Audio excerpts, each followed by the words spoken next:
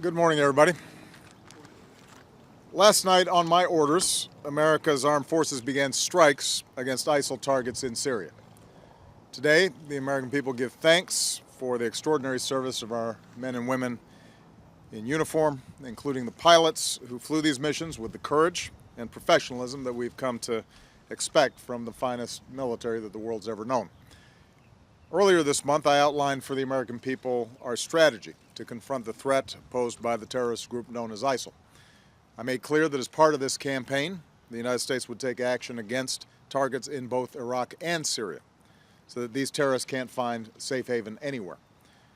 I also made clear that America would act as part of a broad coalition, and that's exactly what we've done. We were joined in this action by our friends and partners: Saudi Arabia, the United Arab Emirates, Jordan, Bahrain, and Qatar. America is proud to stand shoulder to shoulder with these nations on behalf of our common security.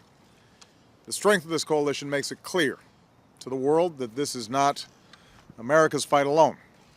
Above all, the people and governments of the Middle East are rejecting ISIL and standing up for the peace and security that the people of the region and the world deserve. Meanwhile, we will move forward with our plan, supported by bipartisan majorities in Congress, to ramp up our effort to train and equip the Syrian opposition, who are the best counterweight to ISIL and the Assad regime.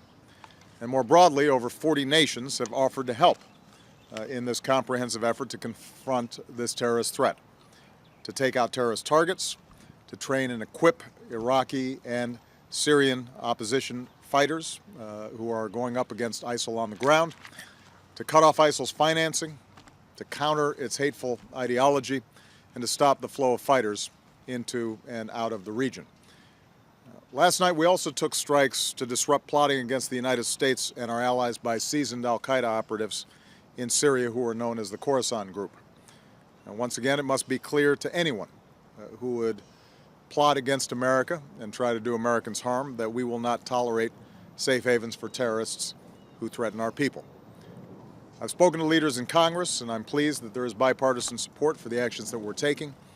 America is always stronger when we stand united, and that unity sends a powerful message to the world that we will do what's necessary to defend our country.